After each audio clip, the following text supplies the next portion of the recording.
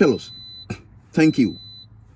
And may God bless you once again for joining me on Africa, My Heritage TV. This, as usual, it is very cold, man. It's very cold.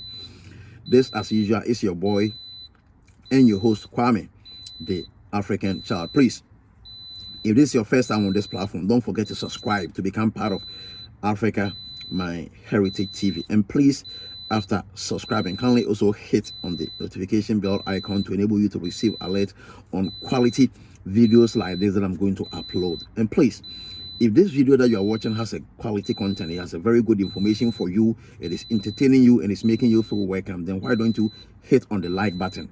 Liking the video triggers the YouTube algorithm in promoting this particular video further. And at the same video, under the same video that you may be watching right now, you are also going to see a comment button. Please use the comment button to bring forth your comments and suggestions to me and to let me know of your opinions as to how I'm going to improve on the quality of video on this platform to enable you, the cherished viewer and subscriber, to always feel welcome. I want to make sure that any video that I'm going to upload on this platform is at the end of the day going to keep my cherished viewers and subscribers informed, entertained and educated. I'm always striving my best to discourage an instance or situation whereby after spending your expensive data to watch my video, you felt it was a waste of time, it was a waste of your data and resources and your quality time, so you showed your dislike and displeasure to the video. So in preventing that from happening to you and to me is the reason why I'm pleading, begging you to allow your comments, suggestions and opinions to come to me to enable me to improve on the videos for you on this platform with the greatest of respect to you. Thank you and may God bless you. You are going to do that. Please recommend Africa, My Heritage TV to all your friends and family also. Thank you. Now finally, let's go straight to the video. So now I'm still continuing with the Singaporean story. So now, as I said in the previous video, so the 1 month that the Singaporean authorities gave me had only one day to expire. So I needed to make sure I will leave their country. I had no option than to make sure I will leave their country. But in making sure that I will leave their country, where can I go to? Because I vowed when I was leaving Ghana that there is no way I'm returning back to this country in poverty. There is no way I'm returning back to this country empty-handed. There is no way I'm coming back to Ghana without anything substantial for me to come and do. So I said, it is forward ever, backwards never. There is no way I'll be going back to Ghana from Singapore. So I need to make sure I can continue. So I was able to figure out with my friend to also leverage on the visa-free arrangement between Ghana and other countries. So we saw that beside the Singaporean country that we can go to with a Ghanaian passport without a visa, we can also go to Indonesia. We can also go to Indonesia without a visa. We can also go to Indonesia without a visa. So we did some check online and we found out that with respect to Indonesia, even though there's a visa-free arrangement between Indonesia and my own country, Ghana, but you also need to do some electronic visa. You see, you have to do some electronic visa to enable them to give you a visa on arrival. You have to do an online application to enable them to give you a visa on arrival. So we went through all the official side of the Indonesian immigration to do that application, and we were able to also finally leave Singapore to Indonesia, because mind you, Singapore is like Indonesia and Singapore is like enabling countries. I think even when we were leaving Singapore to Indonesia, I think we used a ferry.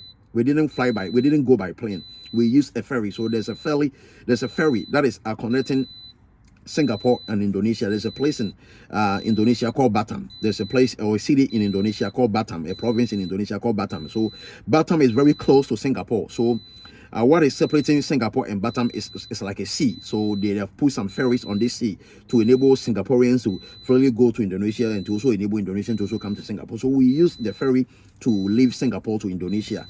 And when we entered Indonesia, the Indonesian immigration also gave us, I think they gave us 2 months. Yes, the Indonesian authority also gave us 2 months for us to stay in their country. And as you know, with respect to the visa-free arrangement, there is no way you can leverage on your visa-free access to their country to work. You can't find a temporary work and you can't find a permanent work.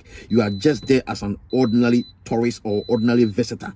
Nothing else, nothing more. If you make a mistake to try to do anything illegal, anything unlawful, they are going to arrest you, they are going to put you in prison, and after your imprisonment, they are going to deport you. And as they are deporting you, as they are, they are putting the deportation stamp in your passport, they are also going to tell all the neighboring countries that this guy isn't supposed to come to your country again. So nobody wants a deportation stamp in his passport. So they gave us all those warning before they allowed us entry. So we also have 2 months to live in Indonesia. So with respect to Indonesia, we lived in Indonesia more than 2 months. We lived in Indonesia more than 2 months. You see, and we overstayed in Indonesia. We didn't have the money to pay for the overstay, and we also didn't know the ways and means we were going to get out of Indonesia. So it became a problem for us, mind you. And with all these countries, I was gathering international experience, so I was gathering some travel experience. So I had a Singaporean passport. You see, mind you, if you're looking for one of the best country, one of the country with an excellent passport, I think if you're looking for the country with the best passport in the whole world, I think it is Singapore. If you're holding the Singaporean passport, you can go to any country across the world. You can go to any country on the face of earth without any visa. Singaporeans are ranked the top with respect to country with the best visa, with the best passport. Their passport is good. So I had the Singaporean visa, the Singaporean immigration stamp in my passport. I also had that of Indonesia. So now I'm having 2 international travel experience in my passport. It was good for me, but by then I didn't know. I didn't have any knowledge. I didn't even have idea of what I was doing. So finally, life became so difficult when we, like in Indonesia, we did overstay, and they asked us that because we have done overstay, they are not going to allow us to leave their country unless we paid for the penalty. I said there's a penalty for overstay in those countries, so we needed to pay for that penalty. By then I was broke because I've traveled or I've left Ghana for almost about 7 months without any job, and all the money on me has run out. Sometimes we went through challenges, we went through a lot of problems. Sometimes even getting food to eat was a problem, even getting a place to sleep was a problem, because all the money on us, we've used the money to sleep in guest house and hotels and some dormitories, because you needed a place to stay. And the place that you are finding yourself, you have no African there, you know nobody. See, so you need to survive on your own. So all the money on me and that of my friend were all exhausted. We didn't have any money on us again. You see. So now the problem was, how do we raise money to pay for this overstay? And after paying for the overstay, we can make sure we either go back to Ghana or we find another country that the Ghanaian passport can go to, or that we can apply for visa online to make sure we can go to. We tried every possible means to raise this money to pay for the overstay penalty, but we were not able to do so. So finally, I had no option than to contact my family. And mind you, when I was leaving Ghana, I have already mentioned it to my family that I'm traveling overseas, I'm going abroad. And there is no way I'm coming back to Ghana empty-handed. There's no way I'm coming back to Ghana the way I left it. There is no way I'm coming to Ghana without any resources or without any finances to come and start something decent. And these same people who made these vows almost about 6 months or 7 months ago and said goodbye to his family is now calling back to ask the family to support him because he is stuck in abroad or he's stuck in a foreign country. He will need some finances to also go through some system that will become straight for him. I called my family. It was a whole lot. It was a challenge for them because they've all seen me as a hope.